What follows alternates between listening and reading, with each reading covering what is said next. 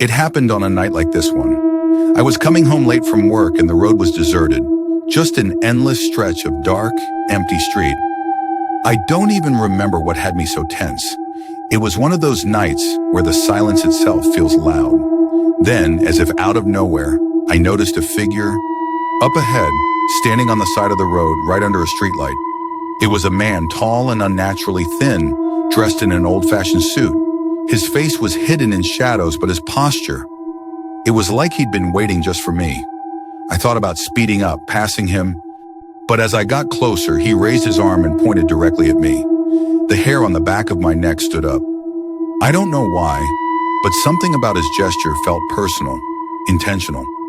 I locked the car doors, keeping my eyes straight ahead, but just as I was about to pass him, he stepped into the road. My headlights hit his face, and he didn't have one. Just blank, smooth skin where his features should have been. I slammed the gas, my heart racing, but when I glanced in the rearview mirror, he was gone.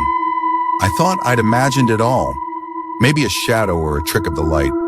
But when I got home, there was a smudge on my driver's window. It was a handprint. Long fingers, way too long, pressed against the glass. The next morning I went to clean it off, but it wouldn't come off.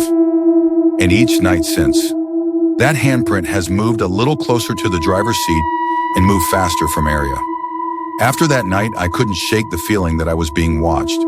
The handprint on the window inched closer every day. At first it was subtle, barely noticeable, but by the end of the week, it was pressed right against the glass, level with my face as I drove. I tried everything to get rid of it, cleaners, scrubbing, even replacing the window.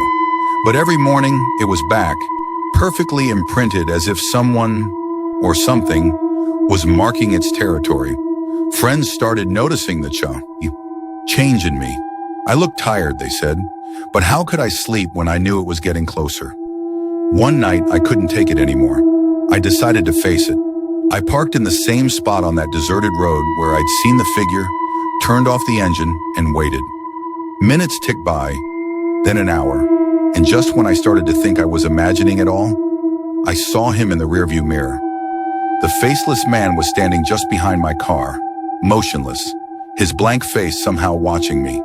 My chest tightened as he raised his arm, slowly pressing his long, pale hand against my window.